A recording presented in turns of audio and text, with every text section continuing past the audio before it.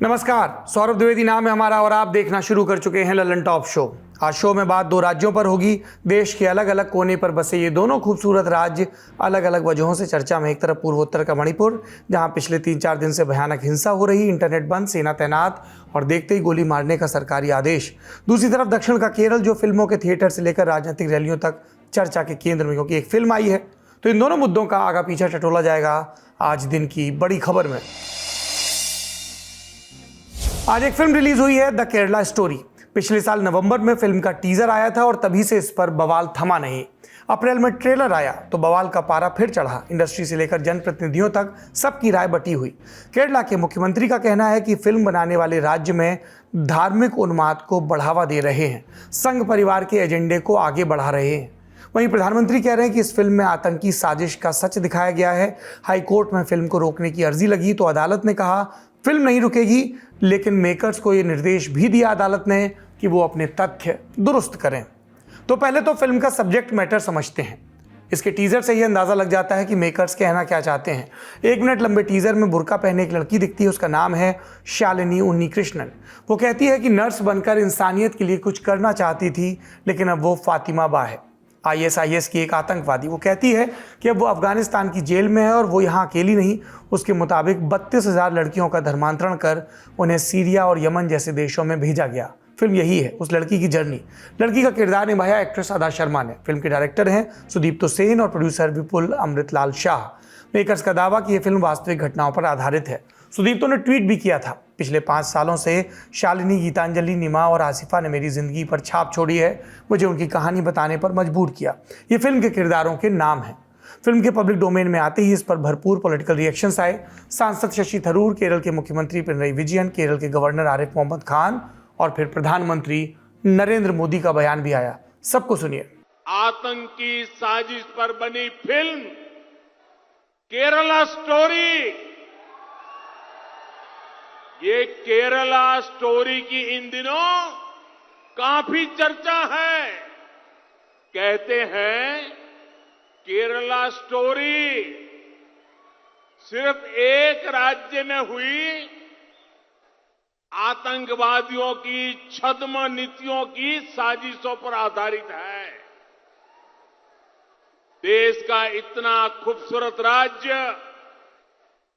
जहां के लोग इतने परिश्रमी और प्रतिभाशाली होते हैं, उस केरला के में चल रही आतंकी साजिश का खुलासा ये केरला स्टोरी फिल्म में, केरला फाइल्स फिल्म में उसे किया गया है। लेकिन ये अगर फिल्म में ऐसी चीजें हैं तो निश्चित तौर से जो संस्थाएं जिम्मेदार हैं शांति व्यवस्था बनाने के रखने के लिए, उन्हें उस पर ध्यान देना पड़ेगा। तो मैं किसी के ऊपर कमेंट नहीं करना चाहता। मैं कहता हूं कि अगर प्रोपेगेंडा है तो उसके बारे में लिखें, उसके बारे में प्रेजेंटेशन करें। वो तो तथ्यों के आधार पर होगा ना, कोई भी चीज मेरे लिए मुनासिब नहीं है कि मैं इस पर। भारत सरकार से जब पूछा जाता है, RTI द्वारा पार्लियामेंट में क्वेश्चन डाला, तो भारत सरकार खुद कहती है कि करीबन 100-125 से ज्यादा हिंदुस्तानी ISI नहीं गए हैं। तो जब खुद भारत सरकार कह रही तो या तो फिल्म झूठी है या भारत सरकार झूठी है, और इसमें हम किसका विश्वास करें? RTI से अगर भारत सरकार कह रही है कि करीबन 105-106 इंडियंस टोटल, शायद या उससे भी कम वहां गए हैं, बल्कि हम लोग बार बार इस बात पर गर्व करते हैं कि कोई भी हिंदुस्तान का व्यक्ति किसी भी धर्म का वो ISI नहीं ज्वाइन करने गया है। तो ये कहां से ये लोग ये आंकड़े लेकर आए हैं?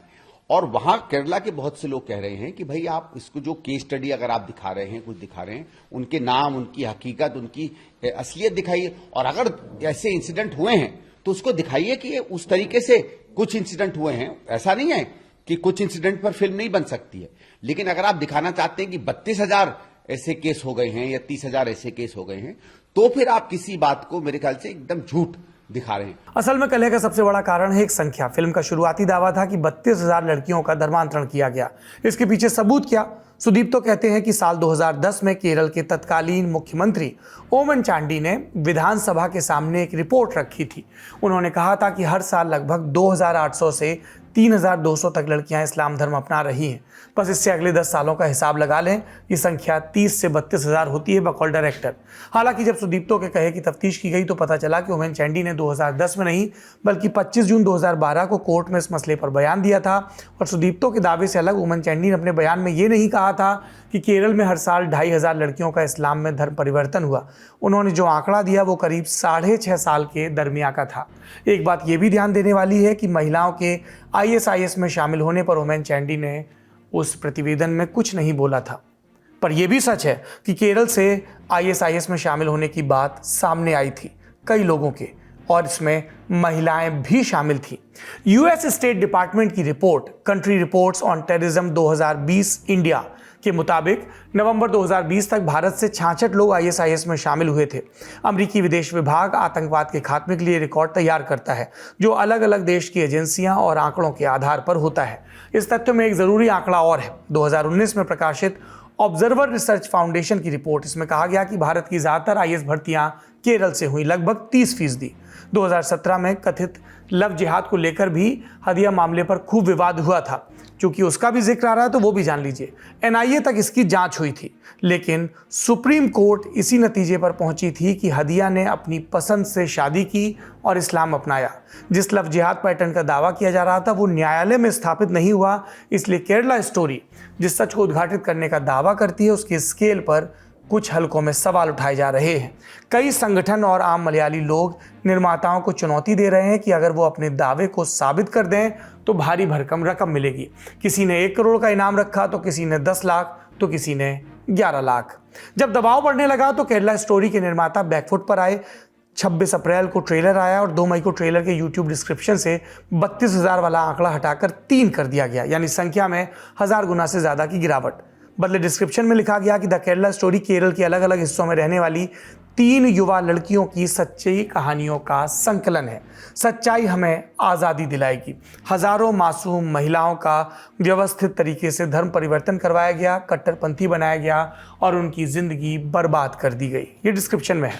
मामला केरल हाईकोर्ट पहुंचा तो मेकर्स ने यह आश्वासन भी दिया कि वो टीजर सारे सोशल मीडिया प्लेटफॉर्म से हटा लेंगे, क्योंकि टीजर में 32,000 वाला दावा था। हाईकोर्ट की बात आ गई तो वहां की खबर भी जान लीजिए। केरल स्टोरी की रिलीज पर रोक लगाने के लिए याचिका दायर की गई थी। दरअसल केंद्रीय फिल्म प्रमाणन बोर्ड यानी CBFC ने फिल्म को A सर्टिफिकेट दिया था, यानी 18 साल से कम के लोग ये फिल्म नहीं देख सकते। याचिकाकर्ताओं ने फिल्म के A सर्टिफिकेट को अवैध घोषित करने की मांग की। A अंतिम सर्टिफिकेशन है, अगर वो भी निरस्त हो जाए या अवैध करार दिया जाए तो फिल्म रिलीज नहीं हो सकती। इसके बाद CBFC ने काउंटर एफिडेविट दायर किया। लिखा कि फिल्म असलियत की सटीकता का दावा नहीं करती। सभी घटनाओं को इतिहासकारों, विशेषज्ञों और अलग अलग रिपोर्टर्स ने वेरीफाई किया है। फिल्म काल्पनिक है और घटनाओं का एक नाटकीय संस्करण है। लेकिन नाटकीय संस्करण वाले डिस्क्लेमर के बावजूद छिपा हुआ सच बाहर लाने का दावा कहीं ना कहीं बना रहा। इसीलिए केरल हाईकोर्ट में लंबी सुनवाई हुई। जस्टिस N नागरेश और जस्टिस मोहम्मद नियाज CP की बेंच ने सुनवाई के दौरान कहा कि फिल्म ISIS के बारे में है, इसमें इस्लाम या मुसलमानों के खिलाफ कुछ भी नहीं है। सिर्फ फिल्म दिखाने से कुछ नहीं होगा। फिल्म का टीजर नवंबर में रिलीज हुआ। क्या हुआ, ये कहने में क्या गलत है कि अल्लाह एकमात्र ईश्वर है या देश नागरिक को यह अधिकार देता है कि वो अपने धर्म और ईश्वर को माने। हिंदी और तेलुगु में ऐसी फिल्में हैं जिसमें हिंदू सन्यासियों को तस्कर या बलात्कारी के रूप में दिखाया गया, लेकिन इसका कोई विपरीत असर नहीं दिखता। ये हाई कोर्ट का ऑब्जर्वेशन था। जब याचिकाकर्ताओं ने तर्क दिया कि अभी तक किसी भी एजेंसी को केरल में लव जिहाद का एक भी केस नहीं मिला, तो इस पर बेंच ने पलटकर कहा, होते तो भूत और वैम्पायर भी नहीं हैं, लेकिन फिल्मों में तो दिखते हैं ना। आखिर में कोर्ट ने फिल्म पर रोक लगाने से इनकार कर दिया और निर्माताओं के उस वादे को रिकॉर्ड पर लिया कि वो सामग्री को हटाएंगे जहां 32,000 वाला दावा किया गया था। फिल्म की रिलीज के खिलाफ कई याचिकाएं सुप्रीम कोर्ट में भी दायर की गई थी, लेकिन सुप्रीम कोर्ट ने इस मामले में हस्तक्षेप से इनकार कर दिया। कोर्ट ने कहा हेट स्पीच की कई किस्में हैं, इस फिल्म को सर्टिफिकेशन मिला है और बोर्ड ने मंजूरी दी है। ऐसा नहीं है कि कोई व्यक्ति पोडियम पर आकर अनियंत्रित भड़काऊ भाषण दे रहा है। अगर आप फिल्म की रिलीज को चुनौती देना चाहते हैं तो आपको सही तरीकों से सर्टिफिकेशन को चुनौती देनी चाहिए। CGI ने खुद कहा कि फिल्म के विरोध करने वालों को एक्टर्स, प्रोड्यूसर्स और क्रू के बारे में सोचना चाहिए। सबने मेहनत की है, ये बाजार तय करेगा कि फिल्म कैसी है। अब यहाँ पर बात आती है कि फिल्म कैसी है। अलग अलग प्लेटफॉर्म्स पे आपको रिव्यू मिलेगा। आपको लल्लन टॉप शो के डिस्क्रिप्शन में हमने जो फिल्म रिव्यू किया है, हमारे साथी सिद्धांत मोहन देखने गए थे, वो भी मिल जाएगा। फिल्म की आधिकारिक रिलीज के 3 दिन पहले इस फिल्म को JNU के कम्युनिटी सेंटर में प्रीमियर किया गया था और तब सिद्धांत ने ये फिल्म देखी थी। सिद्धांत लिखते हैं कि यह फिल्म एक वक्त पर सच्चाई दिखाने का दावा करती है, कहती है कि यह हिंदू महिलाओं पर हो रहे अत्याचारों की कहानी कहती है। लेकिन आपको असल दिक्कत तब समझ में आती है जब यह फिल्म एक मुसलमानों के प्रति घृणा वाले कंटेंट में तब्दील होती दिखती है। फिल्म में एक भी मुस्लिम किरदार ऐसा नहीं जो सहृदय हो। इस फिल्म का हर एक मुस्लिम किरदार किसी न किसी साजिश में शामिल है। तो यह फिल्म एक सवाल छोड़ती है, क्या इस देश के एक भूभाग का हर एक मुस्लिम एक साजिश में शामिल है? आपकी इससे इत्तेफाकी हो सकती है, ना इत्तेफाकी हो सकती है, लेकिन मैं आपको सलाह दूंगा कि ये रिव्यू आप ज़रूर पढ़ें। और सिर्फ ललन टॉप पर नहीं, अलग अलग मीडिया प्लेटफॉर्म्स पर ख्याति लब्ध क्रिटिक्स इस फिल्म के बारे में लिख रहे हैं, वो भी आप पढ़ सकते हैं। वैसे फिल्म का सिलसिला चला है, जिक्र चला है, तो एक फिल्म का और यहाँ पर वर्णन होना चाहिए। आज़ाद देश है, देखने की आज़ादी है। आप केरला स्टोरी देख सकते हैं, सुधीर मिश्रा की फिल्म अफवाह भी देख सकते हैं, ये भी आज ही रिलीज़ हुई है।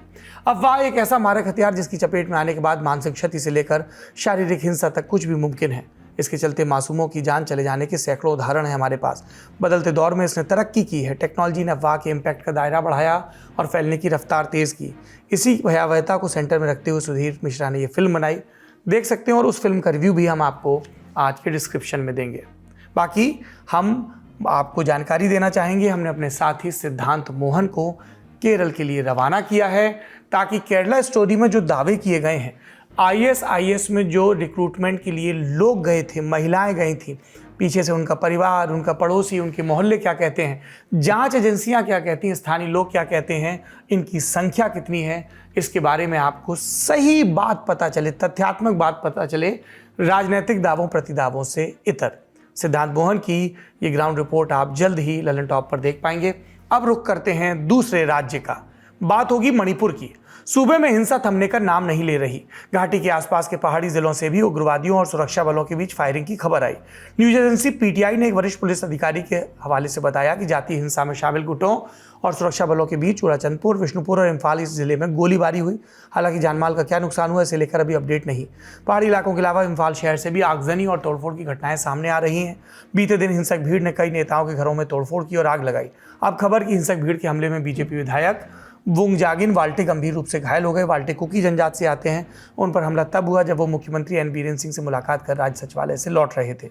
3 बार के विधायक वाल्टे राजधानी इम्फाल में अपने आवास के रास्ते में थे, तभी उनके वाहन पर उपद्रवियों ने हमला किया। फिलहाल वो अस्पताल में भर्ती हैं और हालत गंभीर है। यहाँ आपको बता दें कि राजधानी इम्फाल मेइती बाहुल्य है। मेइती समुदाय एसटी स्टेटस यानी अनुसूचित जनजाति की कैटेगरी में शामिल किए जाने की मांग कर रहा है और बीते 14 अप्रैल को मणिपुर हाईकोर्ट ने मेइती समुदाय के पक्ष में फैसला दिया था और राज्य सरकार को मेइती समुदाय के लिए एसटी स्टेटस की सिफारिश करने का आदेश।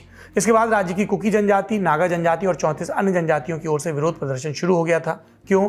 क्योंकि मेइती राज्य में बहुसंख्यक हैं, प्रभावी हैं। राज्य की 60 में से 40 सीटों पर दबदबा। 2011 की जनगणना के मुताबिक राज्य में इनकी आबादी 53%, पर जमीन में इनकी हिस्सेदारी सिर्फ 10% जो राजधानी इम्फाल और आसपास के इलाकों में है, जबकि राज्य की 90% जमीन आदिवासियों के कब्जे में है, जिसमें नागा, कुकी समेत 34 जनजातियां शामिल हैं। ये जनजातियां मेइती समुदाय को एसटी स्टेटस का विरोध कर रही हैं क्योंकि उन्हें डर है अगर मेइती को एसटी स्टेटस मिला तो पहाड़ी इलाकों में भी मेइती समुदाय फैल जाएगा। और ये डर भी है कि अगर आर्थिक राजनीतिक रूप से सक्षम मेइती को एसटी मान लिया गया तो आरक्षित पदों पर पढ़ाई और नौकरी में भी उनका वर्चस्व हो जाएगा।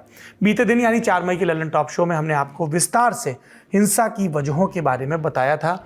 आपको आज के शो के डिस्क्रिप्शन में उसका लिंक मिल जाएगा अगर आप देखना चाहें। अब आज पर आते हैं। केंद्रीय गृह मंत्री अमित शाह ने आज मणिपुर के मुख्यमंत्री एन बीरेन सिंह, केंद्रीय गृह सचिव, आईबी डायरेक्टर और राज्य के अधिकारियों के साथ ऑनलाइन मीटिंग की। इसके अलावा उन्होंने मणिपुर के पड़ोसी राज्यों के मुख्यमंत्रियों के साथ भी वीडियो कॉन्फ्रेंसिंग पर बात की। इंडिया टुडे की रिपोर्ट के मुताबिक हालात को नियंत्रित करने के लिए केंद्र सरकार ने राज्य की सुरक्षा व्यवस्था अपने नियंत्रण में ले ली है। संविधान में अनुच्छेद 352 से 360 तक आपातकालीन प्रावधानों की व्यवस्था है। इसी में अनुच्छेद 355 केंद्र सरकार को आंतरिक और बाहरी खतरों से राज्य की रक्षा के लिए सभी जरूरी कदम उठाने का हक देता है। बीते शाम को ही गवर्नर ऑफिस की ओर से एक लिखित आदेश जारी कर उपद्रवियों को देखते ही गोली मारने का आदेश दिया गया था। गवर्नर अनुसुईया उइके ने लोगों से अफवाहों पर ध्यान न देने और शांति बनाए रखने की अपील की है। प्रदेश में कल एवं आज की हिंसक घटनाओं से मुझे बहुत दुख हुआ है और दुखी हूं। सभी मणिपुर प्रदेशवासियों को से आग्रह करती हूं कि वे अपनी परंपरा के अनुरूप शांति, स्नेह, भाईचारा एवं सद्भाव बनाए रखें। किसी भी प्रकार की हिंसा, आगजनी में भाग न ले। साथ ही में हिंसा में मारे गए वो सभी मणिपुर वासियों को अपनी श्रद्धांजलि अर्पित करती हूँ। सीआरपीएफ के 5 डीआईजी रैंक के अधिकारी और 7 एसएसपी और एसपी रैंक के अधिकारियों को हिंसा प्रभावित इलाकों में तैनात किया गया है। कुछ अधिकारियों को दिल्ली से भी भेजा गया है। इसमें एनआईए के पूर्व महानिदेशक कुलदीप सिंह का नाम भी शामिल है। 1986 बैच के आईपीएस कुलदीप को केंद्र सरकार ने मणिपुर सरकार का सुरक्षा सलाहकार नियुक्त किया है। भारतीय सेना और असम राइफल्स की 55 टुकड़ियों के अलावा सीआरपीएफ, आरएएफ और बीएसएफ की 20 कंपनियों को भी हालात नियंत्रित करने के लिए लगाया गया है। इसके अलावा पड़ोसी राज्यों और दिल्ली से भी फोर्स भेजने की तैयारी है। आज के हालात के बारे में और जानकारी दे रहे हैं मौके पर मौजूद इंडिया टुडे के संवाददाता सारस्वत। कल रात से इंडियन आर्मी ने बार बार सब जगहों में उनका रेस्क्यू ऑपरेशन और यहाँ पे लॉ एंड ऑर्डर मेंटेन के लिए मणिपुर में आ चुके हैं। आज हम यहाँ पे उपस्थित है इम्फाल में, जहाँ पे हम लोग देख सकते हैं कि जो इंडियन आर्मी का ट्रूप्स है यहाँ पे आके हाजिर हो चुके हैं। और यहाँ पे 14 ट्रूप्स, टोटल 14 ट्रूप्स जो है इंडियन आर्मी का 14 ट्रूप्स यहाँ पे आके हाजिर हो चुके हैं। और रेस्क्यू ऑपरेशन सब जगहों में रेस्क्यू ऑपरेशन चल रहे हैं।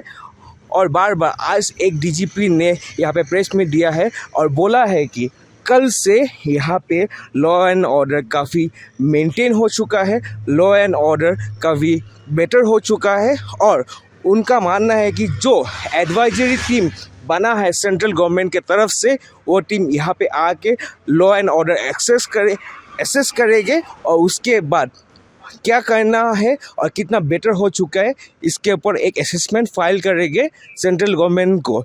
इसके बाद ही हम लोग जान सकेंगे कि यहाँ का स्थिति और यहाँ का रूल क्या होगा और यहाँ का लॉ क्या होगा। हम अभी यहाँ पे इम्फाल में हैं। जो डीजीपी हर जगह में, सिटी के अंदर में भी और कई जगह में इंटीरियर जगह में भी रेस्क्यू ऑपरेशन चल रहा है। और जो आदमी लोग कई जगह में, हॉस्टल में, कहीं रूरल जगह में फंसे हैं, रेस्क्यू ऑपरेशन कर रहे हैं। और कल तक 7,500 को रेस्क्यू किया गया है। और आज कई जगहों में आर्मी ने आदमी लोग को रेस्क्यू करते हुए देखी जा रही है। मणिपुर हिंसा को लेकर आज विपक्षी दलों ने बीजेपी सरकार पर निशाना साधा। कांग्रेस ने कहा कि प्रधानमंत्री अपना कर्तव्य निभाने के बजाय कर्नाटक प्रचार में चुनाव के व्यस्त हैं। 23 का भारत है जहां पर एक राज्य जल रहा है और शूट एट साइट के ऑर्डर है। मणिपुर की ध्वस्त व्यवस्था के चलते वहां के मंत्री, वहां के विधायक, खुद ओलंपियन और भाजपा की राज्यसभा सांसद रह चुकी मैरी कॉम हाथ जोड़ के दुहाई कर रहे हैं कि प्रधानमंत्री और गृह मंत्री, हमारा प्रदेश जल रहा है, उसको जलने से बचा लीजिए, खत्म होने से बचा लीजिए। लेकिन इस देश की विडंबना है और दुर्भाग्य है कि देश के प्रधानमंत्री और गृह मंत्री कर्नाटका में इतने व्यस्त हैं, वोट की राजनीति में इतने व्यस्त हैं कि मणिपुर जल के स्वाहा हो जाए उनको फर्क नहीं पड़ता। उनको मतलब सिर्फ वोट से है, वोट वोट और वोट। कांग्रेस ने मणिपुर के हालात को लेकर गृह मंत्री पर भी निशाना साधा और उन्हें विफल बताते हुए बर्खास्त करने की मांग की। इसके अलावा आरजेडी ने बीजेपी पर हमला बोला। राज्यसभा सांसद मनोज झा ने राष्ट्रपति को चिट्ठी लिखकर राज्य सरकार को बर्खास्त करने की मांग की।